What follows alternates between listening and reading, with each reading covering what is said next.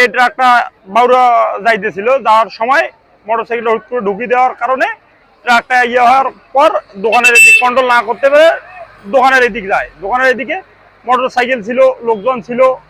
Motorcycle ছিল 4টা, ওই যেটা মোটরসাইকেলের লোক মারা গেছে ওইটা সহ 4টে ছিল। ট্রাকের ভিতরে এখনো 3টা আছে, চাকার পিছনে একটা, 4টা মোটরসাইকেল। যে গাড়ি সরকার থেকে আসছে সেই গাড়ির লোক মারা গেছে। হ্যাঁ, 2টা ট্রাক দাঁড়িয়ে থাকাতে আর একটি ট্রাক বিপরীত পাশ থেকে মোটরসাইকেল না দেখাতে হঠাৎ রাস্তার চলে আসে, আর পিছন দিক থেকে লালমনিরহাটগামী ট্রাক তার নিয়ন্ত্রণ হারিয়ে সে সামনের মোটরসাইকেলকে লাগিয়ে দেয় এবং একে একজন নিহত হয়। এবং প্রায় আরেকটা দোকানের সামনে থাকা 3টি মোটরসাইকেল, ওই মোটরসাইকেল সহ এই যে যাত্রী মোটরসাইকেল সহ মোট 4টি মোটরসাইকেল এখানে ক্ষতিগ্রস্ত হয়। আমরা ট্রাকটা আটক করেছি, ঘাতক পালিয়ে গেছে। আমরা নিয়মিত মামলা রুজু করা হবে এবং ঘাতককে গ্রেপ্তারের চেষ্টা করা হবে। পরবর্তীতে এই যানজট নিরসনে কাজ করা হবে।